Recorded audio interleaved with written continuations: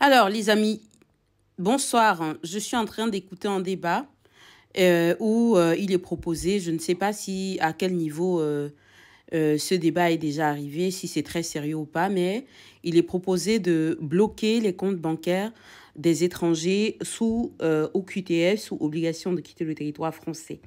Donc, bloquer vos avoirs en banque pour vous forcer à rentrer dans votre pays. Je vous laisse écouter la suite du débat sur BFM et vous me donner vos avis en commentaire. Euh, Quoi qu'il en soit, retenez que une chose que je vous rabâche ici presque souvent, c'est d'éviter de faire du faux. Donc, on va être unanime sur le fait qu'ils mettent l'accent sur le cas des personnes qui ont commis des infractions, donc que ce soit délits, contraventions ou crimes. Eh bien, ces personnes sont prioritaires dans la liste des personnes à rapatrier coûte que vaille. Donc voilà, qu'est-ce que vous pensez de ces débats? Écoutez, et puis dites-moi, je pouvais pas tout enregistrer parce que j'ai pas les droits d'auteur là-dessus, mais je vous mets en lumière, en exergue, ce sur quoi est-ce que la France se penche politiquement pour l'instant.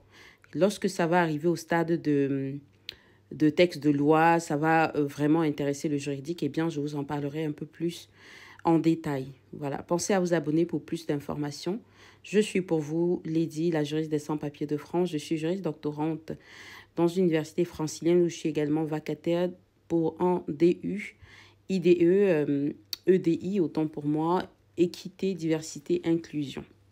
Je vous remercie, abonnez-vous. Comme ça, les Sénégalais de France ou les Franco-Sénégalais qui habitent à Nantes ou à Strasbourg ne peuvent plus envoyer à la fin du mois de l'argent à leur famille. Très bien, voilà. Mais ce serait si simple. S'il suffisait de cela pour que le Sénégal émette des laissez-passer consulaires pour récupérer les OQTF, le problème, c'est les que Sénégalais qui sont en France, c'est pas les pires, hein, c'est pas le pire. Enfin, je sais, non, mais il y a même Sénégal. ces OQTF, les pays d'origine n'en veulent pas. Ils n'en veulent pas de ces OQTF. L'histoire, elle n'a pas été révélée encore, l'histoire du jeune Marocain. Ouais. C'est pas un hasard si l'OQTF, elle arrive le lendemain de sa libération du centre de rétention administrative. Vous parlez de l'affaire de Philippines. Mais évidemment, c'est pas un hasard. C'est que ils attendent justement que le garçon soit dans la nature pour renvoyer l'OQTF. Parce qu'ils n'en veulent surtout pas de cet OQTF.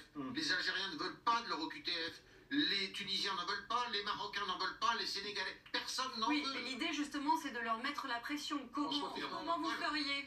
Vous savez, François Pickman, que j'ai lu un sondage qui a 2 ou 3 ans déjà, qui disait que 52% de vos électeurs estiment que les flux migratoires ne sont pas assez maîtrisés en France. 52% des électeurs de la France insoumise. Alors, si vous voulez, pour rajouter à ce débat. Pour débuter, parce que je pense que c'est un des défauts des médias, je dirais mainstream un petit peu, de s'occuper des personnes qui sont au QTF quand elles ont commis un délit.